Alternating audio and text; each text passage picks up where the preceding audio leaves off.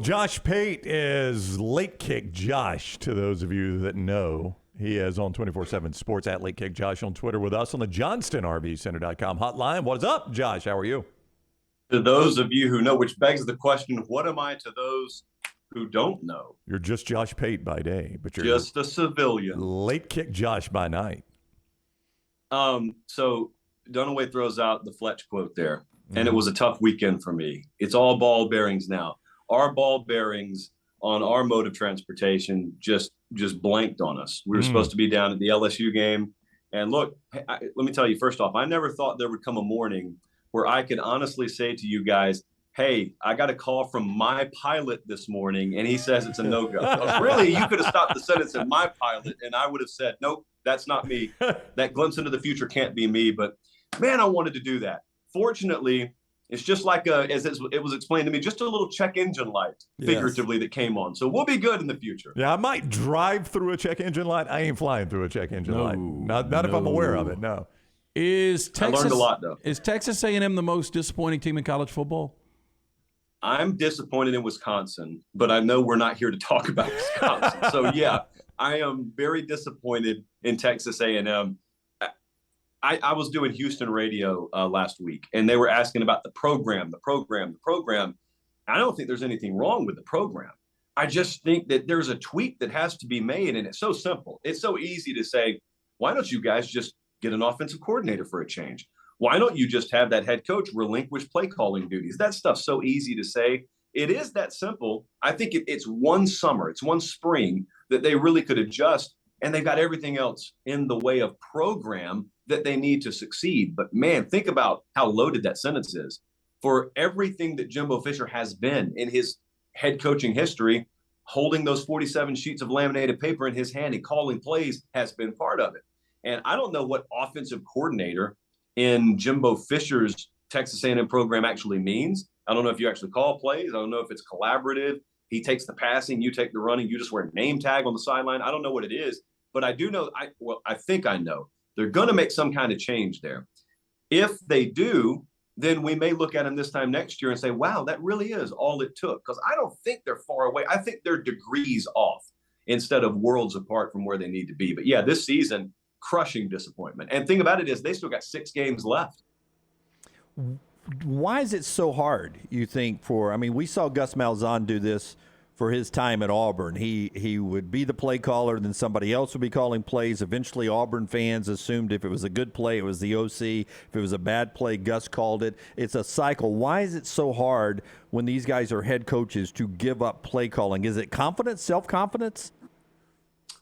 Yeah, I think there's a feeling of inadequacy, no matter what their title is. Like Jimbo Fisher would not lose a dime off of his salary. Gus Malzahn would not have lost a dime off of his salary. I don't think that's what it's about, although that's a popular talking point. I don't think the money has much to do with it at all. I think the feeling of inadequacy does.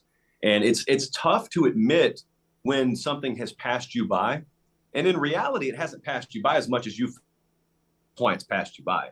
But look, to them, here's what it would feel like. It would feel like if someone walked up to you, Dunaway, and said, you're still going to be called an on-air host, but you're just not going to talk to the mic anymore. We're going to take the mic. We're going to put it in front of someone else. But look, same salary, same title. Would you feel like an on-air host the next day is the question. Would you still feel the same as you did the day before? I don't think those guys would feel the same. And that's why I say it's so easy to say it. It's so much more difficult, I think, to have them pull that lever because they're the ones who have to pull the lever. So you would have to say, here, you would have to take my mic. Don't take my title. Just take my mic. And that's not something any of us want from you. Maybe a few more want it from Jimbo. Yeah, I would say that there are other ways you could have hurt my ego more, body parts, but taking my microphone is probably the most. Not going to take the mic away. He'd be in a fetal position, Josh. Yep. There's no medication that gives me the microphone back. Rockstar, what would he say? What would he say after the show? If you took Dunaway's mic away, we did the show, what would he say? Who, Dunaway? Yeah, Dunaway. Well, that's fine. Yep, that's okay show. It's not a bad show. Right. Okay. Y'all's back hurt for a while because I've been carrying it for forever. Okay. If that's what you want to do, show to the show. Okay. Josh Pate is with I us. fully support Jimbo calling plays now. If that's the analogy we're going to use, Jimbo, you call your damn plays. Josh Pate with us, 24/7 Sports at Late Kick Josh, at Late Kick Josh on Twitter. I think Bryce Young is going to play this game in Tennessee. And I think if he does, Josh, Tennessee will have difficulty holding Alabama under 40 points. A close to 100% Bryce Young playing, Alabama, it would be difficult to hold under 40 by Tennessee's pass defense. True or false? Yeah, I think they would hang half 100 on Tennessee. Woo! If you got No, I'm serious about that because I want you to think about this. If you get a close to 100% Bryce Young, which I'm a little more guarded in saying than Brownie, you just full speed ahead, take the over at 90. But I think that offensive balance is such a big deal in this game in particular because there's this sneaky stat out there, and this is going to be a spider web. I'll try to make sense of it. There's a sneaky stat out there. Tennessee has the 7th best rushing defense in the country right now. I think that's yards per carry. It's not just total yards. Yep. So I don't think many people are talking about that because offense is sucking all the oxygen out of the room. Now, I can confidently tell you, if you get a fully balanced and AKA a fully healthy Bryce Young and you get a balanced Alabama offense, that won't matter. They will not be able to stop them. Bama will be able to easily top 40 points. I agree with you there. If they don't have the balance, and I don't mean statistical balance. I don't mean equal plays run, equal yardage put up. I mean balance as in their defense does not believe that you'll run it or pass it on any down. Then that rushing statistic starts to come into play because they can key on it. And if you got a 100% healthy Bryce Young, you can't key on anything in Alabama's offense. So if you get 100% Bryce Young or close to it, Bama's going to win that game, I believe. And then also, I think that they're going to run up a pretty impressive score. Now, here's the more likely scenario to me. I actually lean towards Bryce Young playing. Like if I had to guess, I think he will play. I don't know that we're getting anything close to what we would call 100% of him. And so then the follow-up question is you watch him early on, not warm-ups, but you watch him in the game. Are they still able to make the throws? Is he able to stretch the field? Are they confident? Is Bill O'Brien confident in calling the same play sheet that he would with Bryce Young normally? And once you start to learn that, then Tennessee defensively starts to learn what they do and don't have to respect. And that's when that game will ultimately be decided. But look, I'll tell you this. There's this foregone conclusion that a lot of my Bama folks have that, oh, Bryce is good Saturday. And he may play. But, man, if you think that you're getting Bryce Young fully healthy, you can't tell, there are no after effects, I think that's a little unrealistic. We would all hope that. I think that's a little unrealistic. So I think it's going to be a dogfight up there. Hey, Josh, I think we all agree it's inevitable that Brian Harsin is going to be out. We just don't know when. But if I asked you, shakier second year, Brian Harsin or Mel Tucker in East Lansing, where would you go? I think it's Harsin because Mel Tucker has at least had some recruiting momentum. Like there have been some off-the-field wins for Michigan State, and there's been some excitement there, and they've truly started to evolve their recruiting profile. Whereas, if anything, it feels like the Auburn recruiting profile has regressed under Brian Harsin, if that's even a word we use in recruiting. There's no but. You can point out all the negatives on the field this year, but then hopefully you want the but. But we got this class coming in. But we got this quarterback waiting in the wings. There's really not a but there. So short of this transfer portal miracle that everyone counts on these days if a season goes awry, I still think the answer is Harsin, even though I'd probably pick Auburn to beat Michigan State if they play tomorrow. Wow. Oh, interesting. Speaking of other big games around the country, J.J. McCarthy versus Sean Clifford, that Michigan-Penn State game, and then Clemson and Florida State, DJU and Jordan Travis. Which one of those quarterback matchups interests you the most and most likely to lose? That Michigan team to Penn State, or everyone's sexy pick this week, Clemson getting upset by Florida State, which I really don't see? Yeah, here's the problem. I almost baited myself into that FSU trap. You know, the little model we run is screaming at me, take FSU.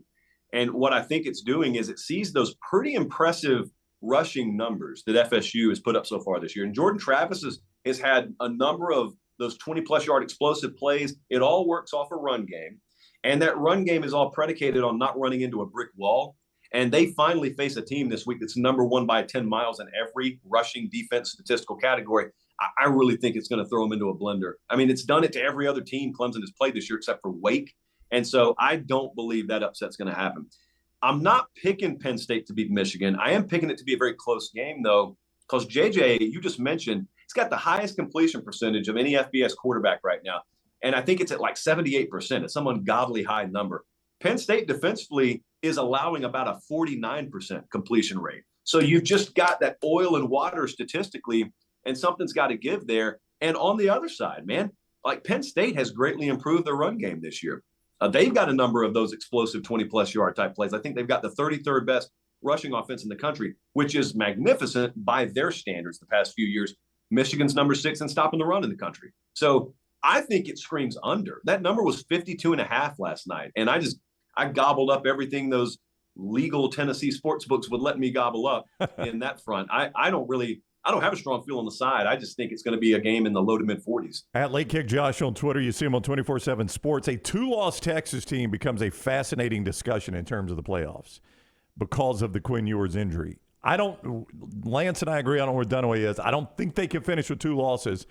I know you don't have the schedule in front of you. Where do they trip up? Iowa State, at Oak State, at K-State, hosting TCU, at Kansas, hosting Baylor. That's the remainder of their road. I think they run the table. Just okay. All right. So you think they'll win the rest of those? Just to lift my skirt for you. Yeah. Wow. Yeah. They run the table. Sorry, Troy Aikman. I didn't mean to Well, go, and he doesn't like to didn't be mean to go skirt on wrong. you. Full disclosure, you had him in the college football playoff. Yeah, and look, hey, healthy Quinn Ewers, Dunaway's way closer to right than we ever thought he would be, I think. But Hey, Dunaway, when you lift that skirt, boy.